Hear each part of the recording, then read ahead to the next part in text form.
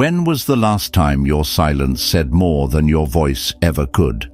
That moment you chose stillness over reaction, when you held your words like a blade, precise, restrained, and powerful.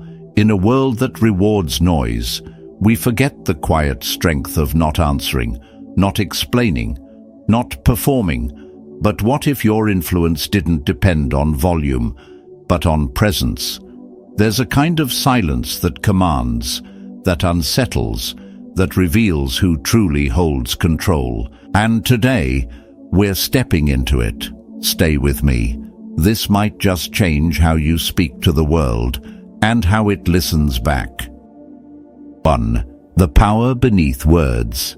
This video is about silence, not the kind that comes from fear or hesitation, but the kind forged in clarity, the kind that isn't just a habit, but a strategy, not just absence, but a force. Silence as self-command, silence as presence, silence as the forgotten art of influencing the world without needing to overpower it. We're going to explore how this ancient force, so often dismissed in a world addicted to noise, becomes a kind of inner discipline, one that sharpens your perception, reshapes your relationships, and quietly reclaims the authority you were never meant to give away. And we'll do that by studying the one figure history often misunderstands, Machiavelli, because while many think he was teaching manipulation, what he was truly pointing to was awareness.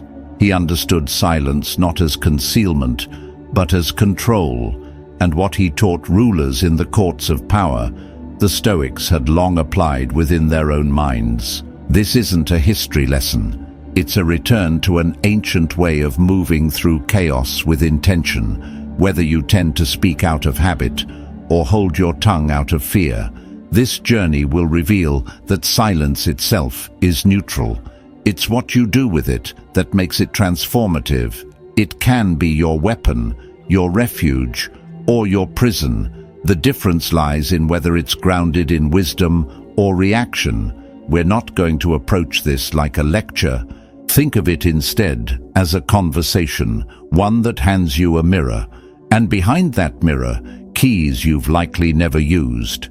Keys to restraint, keys to composure, keys to unshakable presence.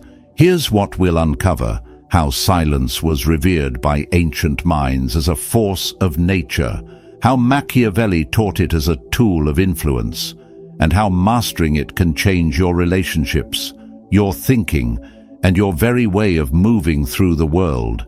This is about more than words. It's about waking up, stepping out of noise, not to avoid it, but to finally see clearly. This is where the real journey begins, not in learning how to speak well, but in learning the power of when not to. 2. What the ancients knew about stillness. Silence is one of the most potent forces we've forgotten, a discipline buried beneath layers of noise, endless opinions, and the restless need to be seen. To reclaim it, we must look back, not to retreat, but to remember what the ancient Stoics knew. Think of Marcus Aurelius, Epictetus. They were not idle philosophers hiding from the world. They were warriors of inner clarity. They understood that when you speak without restraint, you relinquish your authority. You offer up your reasoning, your intentions, even your fears, often before you've weighed their worth. In a world driven by impulse and ego, silence becomes armor, a barrier between your judgment and the chaos that demands your reaction. Marcus Aurelius once wrote, "You always have the option of having no opinion. That is not indifference. That is power." It means you can witness a storm without stepping into it. You can let provocation pass without allowing it to define your posture. You can hold your peace not because you lack words, but because your words are deliberate, not disposable. This is the kind of silence that does not shrink you, it centers you. And this wisdom wasn't isolated to the West. In the Taoist tradition, Lao Tzu described Wu Wei, the way of effortless action, true power. He taught, moves without force, flows without striving. Those who know do not speak. Those who speak do not know. At first glance, it seems a contradiction, but its essence is simple. The more you understand yourself, the less you feel compelled to perform. The more rooted you are, the less validation you require. This is where silence becomes not emptiness, but presence so steady that others feel it before you ever say a word. Reflect on your closest relationships, the ones that carry real depth. Isn't it true that silence between you isn't awkward? It's natural. You don't feel the need to entertain or explain. That kind of quiet is a sign of trust, of grounded connection. Now contrast that with those who dominate a space with ceaseless words, interruptions, and explanations. It's not malice, it's fear. Fear of being unmasked when all performance ceases, because silence exposes what remains when the performance ends. Silence offers you something rare, space to listen inward, to separate the noise of others from the truth of your own judgment. When your actions come from that place, not from haste or hunger for approval, but from inner alignment, everything shifts. You become the steady hand in the storm, the one others instinctively trust. And that trust is not earned through noise, it is cultivated in stillness. So ask yourself, when was the last time you let the world go quiet and simply watched your own thoughts? No music, no scrolling, just presence. It's uncomfortable at first, but that discomfort is the gate. It leads you inward toward sovereignty, toward self-command. The Stoics knew you are not what you react to, you are what you choose. And silence is that choice, waiting to be reclaimed. It is not passivity, it is your clearest path back to power. 3. When silence becomes strategy. Let's set the record straight. Machiavelli has been misread by centuries of critics who reduce his wisdom to mere manipulation. But read The Prince with clear eyes, and you'll uncover something far more precise and understanding, not of cruelty, but of clarity. Machiavelli grasped a timeless truth: the more you speak, the more you expose. And the more you expose, the easier it is for others to shape you, bend you, or undermine your influence. Silence, to him, wasn't avoidance, it was calculation. It was strategy rooted in restraint. Reflect on your own life. How many moments have slipped away because you revealed too much too soon? A casual confession, an unnecessary explanation, an eagerness to be understood that ended up giving your power away. We've all done it, spoken not from reason, but from the discomfort of a pause. Yet that very pause holds power. Imagine the opposite. You enter a room not to dominate, but to observe. You don't rush to fill space. You let silence speak first. Suddenly, your presence holds more weight than any voice in the room. That is influence by stillness. That is what Machiavelli meant when he wrote, "It is not essential to appear all good." He wasn't endorsing deception. He was warning against overexposure. Do not reveal your whole hand. Do not offer your entire mind to those who have not earned your trust. This is not coldness, it is discernment. It is Stoic boundary. In every realm of life, silence becomes a strategic force. In negotiation, the one who can sit calmly in stillness holds the frame, while others scramble to fill silence with bargains or justifications. The silent one remains sovereign. In relationships, when you stop reacting to every spark, people take notice. You are no longer pulled. You choose when and how to engage. That, the Stoics would say, is self-rule. And in leadership, few things carry more weight than measured speech. A voice that arrives with clarity after a deliberate pause commands attention. Constant noise weakens a message. Silence distills it. Machiavelli didn't advocate for silence to seem wise. He understood that every word spoken is a thread that can be pulled. Information is leverage, and restraint is armor. Yet today, we hand out fragments of our soul in tweets, texts, and explanations to those who neither value them nor understand them. Why? Because we fear being misunderstood. But the Stoic knows your peace does not depend on being understood. It depends on standing firmly in who you are. So reflect, how many moments have you diluted your presence by speaking too soon?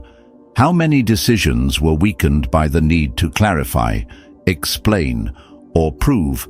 Machiavelli's lesson was simple and enduring. Silence is not retreat. It is unspoken command. It is the space where true influence begins, not by force, but by presence. 4. Stillness that reshapes the soul. There's a truth most people miss. Silence doesn't only shape how the world perceives you, it reshapes how you perceive yourself. In a time when noise surrounds us from the moment we wake until we collapse at night, the simple act of being still has become a forgotten discipline.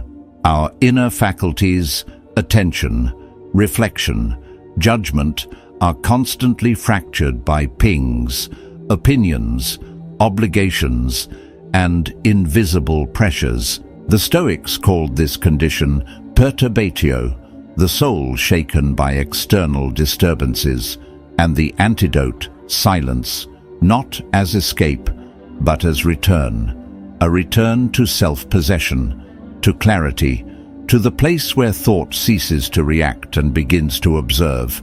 You don't need modern studies to confirm what the ancient sages already knew, but they exist nonetheless.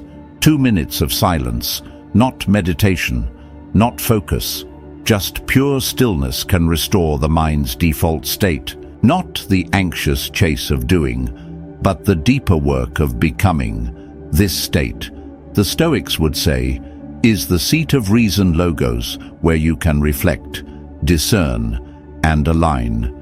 It's no coincidence your clearest insights come not when you push, but when you pause on a solitary walk, in the calm of the early morning, or in the final quiet before sleep. When the world dims, the truth has room to surface. Yet for many, this silence is not peace, it's pressure. The moment the noise fades, the mind begins to speak, and not softly. It questions your choices. It shows you what you've ignored. It strips away the identities you perform. That's why so many avoid silence it reveals. It demands honesty. But the Stoics would remind you cannot transform what you refuse to confront.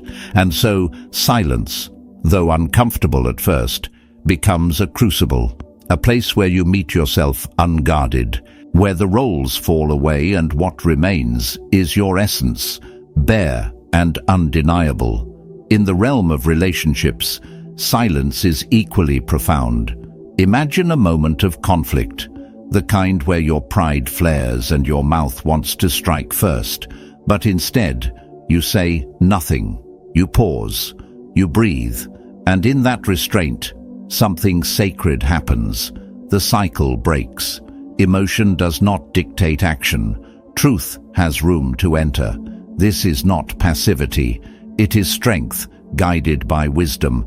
The Stoics called it apatheia, not apathy, but freedom from disturbance, the ability to remain unmoved by chaos because you are rooted in principle. We often believe the most dominant voice wins the room, but true command doesn't come from volume.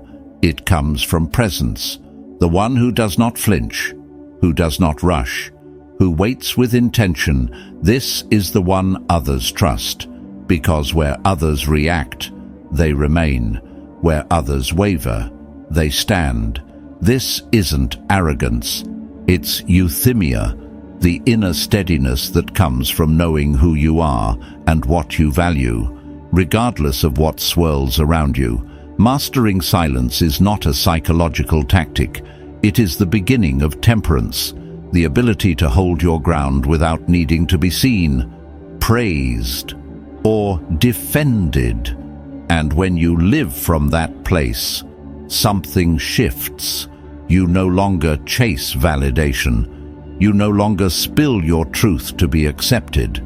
You act not from compulsion, but from conviction. You speak not to prove, but to affirm. You move not to react, but to uphold what is right. That is not self-protection. That is inner rule.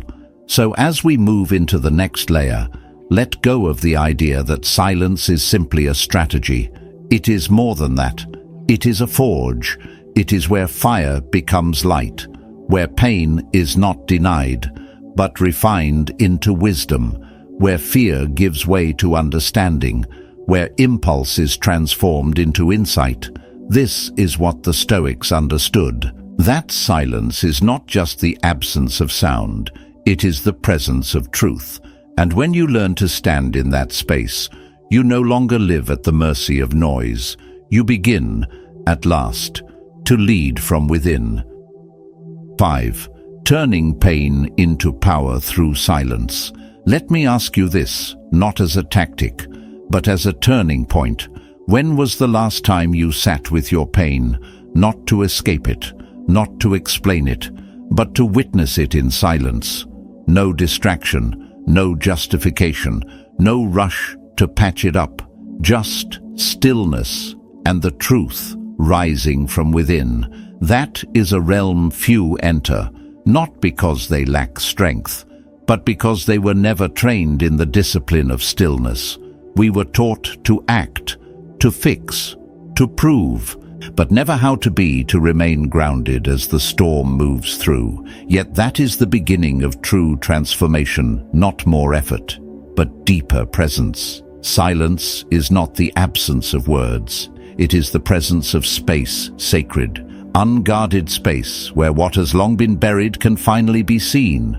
Old disappointments, quiet regrets, hidden longings, and the weight of past decisions begin to rise. And as they rise, you do not need to solve them. You need to observe them without fleeing. That is how grief is honored. That is how anger becomes insight. That is how the fragments of a scattered soul begin to reassemble, not through motion, but through stillness, guided by courage. In that pause, when someone disrespects you and your instinct is to react, but you don't. That is the moment of inner alchemy. You've interrupted the cycle. You've chosen response over reactivity. You've chosen character over impulse. And in that space, virtue is forged. This is not detachment born of suppression. It is discipline born of depth. You do not need to suppress what you feel. You need to elevate how you respond. That is Stoic mastery. And when it comes to grief, some things cannot be named. The quiet death of a dream, the ache of being unseen, the mourning of a self you never got to become. These are not things you analyze or escape. You endure them, you make space for them, and you allow them to carve out room in your soul for something more enduring to grow. That is the slow formation of wisdom, and silence is the ground where that growth begins. This is what the Stoics meant by turning adversity into virtue, not by hardening yourself, but by transmuting suffering into strength. The silence you fear is the very soil of your return. You're not becoming someone new. You're peeling back everything that never belonged. And as that happens, you begin to live without the constant chase. You stop needing to impress, to explain, to be seen. You begin to act from what is timeless within you. This is not just the power of silence. It is its liberation. And in the next chapter, we return to the world not to escape the silence, but to carry it with us as the foundation for clarity, for command, and for unshakable self-respect. 6. Living the discipline of silence. By now, you understand silence is not retreat. It is discipline. It is healing without display, leadership without noise, power without performance. But how do you bring it into the rhythm of daily life, without vanishing from the world or numbing your humanity?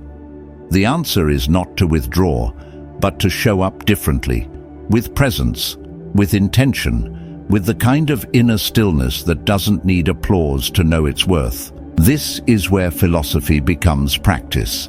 This is where silence stops being a theory and starts becoming a way of being. Begin where it matters most, the first moments of your day, before the world intrudes, before you hand your attention to messages, opinions, or demands. Sit. Just 5 minutes. No stimulation, no urgency, just breath, space, and awareness. These opening moments are not wasted. They are foundational. They train your mind to act, not react. Most people wake up and immediately step into the noise of others, but the Stoic rises first within himself, orienting his compass inward before facing the storm. In silence, you ask, not, "What should I do today?" but "What kind of person will I choose to be?" Now carry that same stillness into your interactions. In your next difficult conversation, don't rush to respond. Let silence create space, not to manipulate, but to observe, to see clearly, without the haze of impulse. Most people speak to relieve discomfort, but the Stoic speaks to reveal alignment. Your restraint becomes influence. Your silence says, "I will not be moved by provocation. I remain guided by principle." And this changes everything, because in a world of fast talk, the man who waits commands the room. In conflict, silence is not weakness, it is sovereignty. You are not retreating, you are conserving. Let others exhaust themselves in noise while you preserve your energy, your clarity, your calm. When someone attacks, mocks, or unloads their frustrations onto you, you do not owe them your reaction. You owe yourself your center. This is not passive defiance. It is the highest form of self-respect, a quiet refusal to trade peace for approval, a silent assertion that your time and spirit are not up for auction. And this doesn't stop with speech. Your environment must reflect the same values. You don't need a monastery. You need a corner of your world where silence lives, a chair where you sit without distraction, a walk you take without headphones, a journal that hears you when no one else does. This is your personal temple, not of escape, but of return.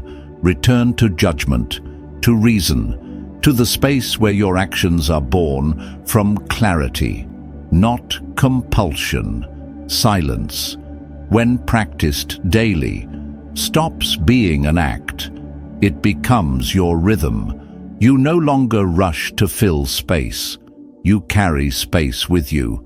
You don't chase presence, you are presence. And that is when everything changes. You stop performing for influence, because you've become the kind of person others instinctively follow. You master your energy, and when your energy is unshakable, your life no longer bends to chaos.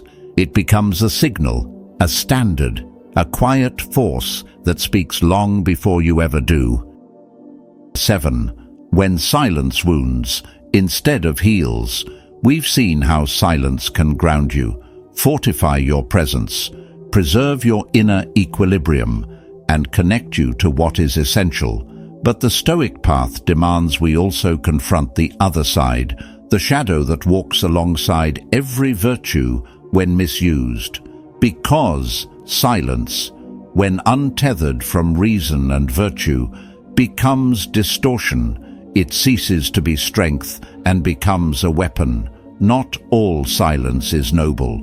Not all silence is born of wisdom. Some silence wounds more deeply than speech ever could.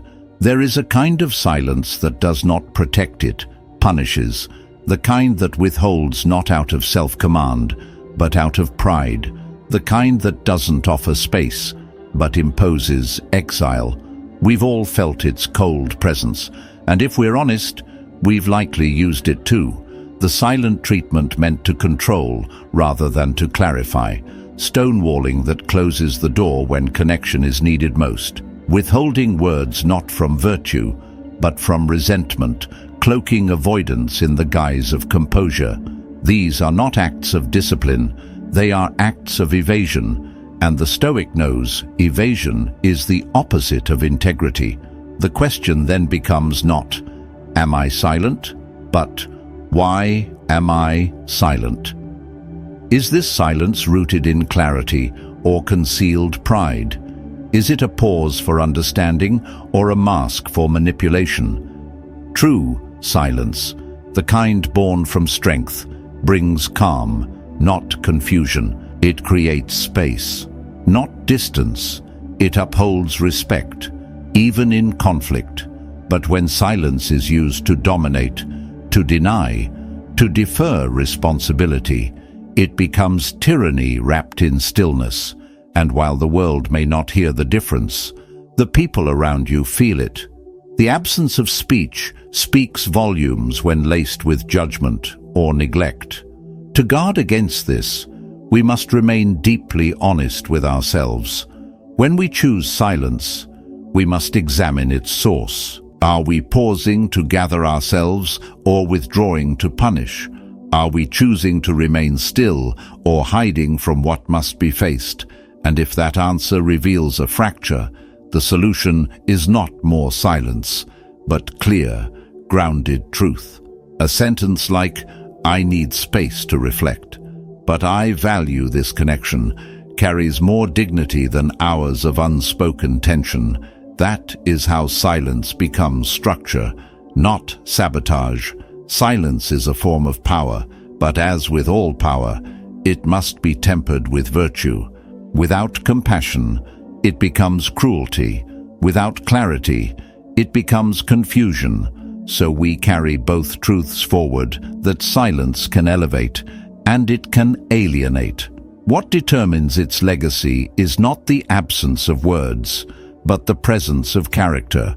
In the final section, we bring it all together: philosophy, presence, restraint, and self-rule as we close the circle on the alchemy of silence. We've walked through the stillness, and now you know silence isn't empty. It holds truth, strength, and the real you beneath the noise. In a loud world, your quiet presence becomes your edge. Let it steady you. Let it speak for you. Practice silence daily. Even for a breath, it changes everything. If this spoke to you, take a moment to subscribe for more, and in the comments, share your thoughts. Just one silent truth. Until next time, stay grounded, stay discerning. Your next breakthrough may begin with a pause.